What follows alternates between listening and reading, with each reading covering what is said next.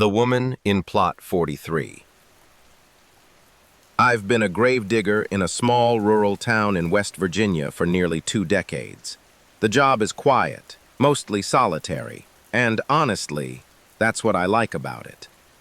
But something happened in 2018 that still makes me glance over my shoulder when I'm on the cemetery grounds at night.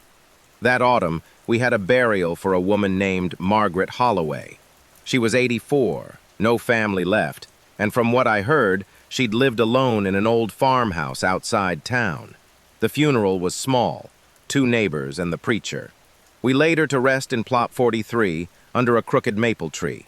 2 days later, I went back to finish some landscaping around her plot. As I was raking leaves near the headstone, I heard whispering. It was faint, almost like it was being carried by the breeze. I froze, thinking someone might be nearby. But the cemetery was empty, and the whispers had this strange cadence, too rhythmic to be speech, like chanting. I tried to shake it off. Maybe wind playing tricks. That night, I stayed a little longer, prepping for a double burial scheduled the next day. Around 8 p.m., it was pitch black, except for my work light. I passed by Plot 43 and noticed something strange. The soil over Margaret's grave looked disturbed. It hadn't rained. No animals had dug through it. But the dirt had clearly shifted, like it had caved in slightly. I leaned over to inspect it when I heard 3 distinct knocks from underneath. I bolted. The next morning, I returned with the groundskeeper. Plot 43 looked completely normal. No disturbance, no sign of anything odd. I didn't say anything. Who would believe me? But ever since then, Margaret's plot has had issues. Her flowers die within days. Rain pools over it, even though it's on a slope. And sometimes visitors say they hear a woman humming near that tree. The thing is, Margaret was buried with no family, no visitors, and yet her plot always feels like someone's watching. The midnight reburial. About 10 years ago, I worked the night shift for a large cemetery in Pennsylvania. We'd been tasked with an unusual job, relocating an old, collapsed family crypt from the 1800s. The family paid a ridiculous sum for a discreet reburial of the remains in individual graves. All paperwork was legal. Still, I had a bad feeling from the start. The job started at midnight. It was me, a coworker named Dave, and a foreman overseeing the process. The crypt had partially caved in, and we were extracting coffins that were mostly rotted through.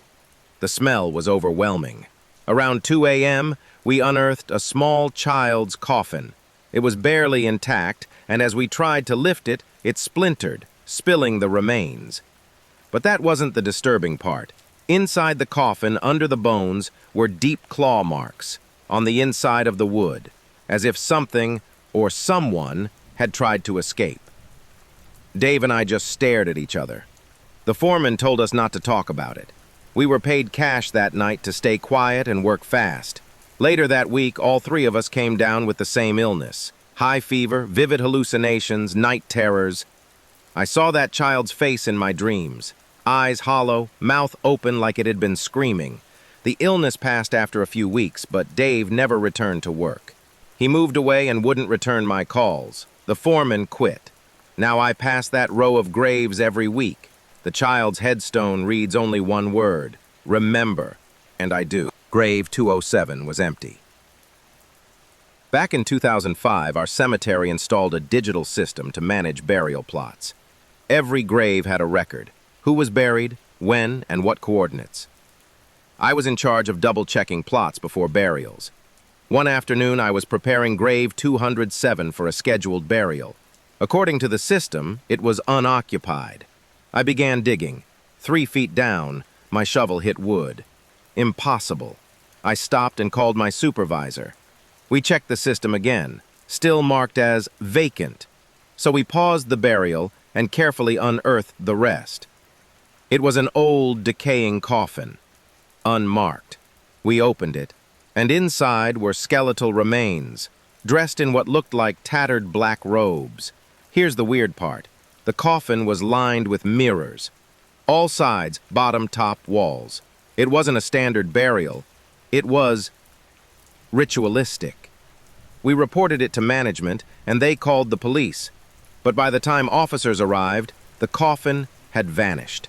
The whole grave, completely filled in, like it had never been opened. I swear on my life, I didn't backfill it. No one did. We checked the CCTV.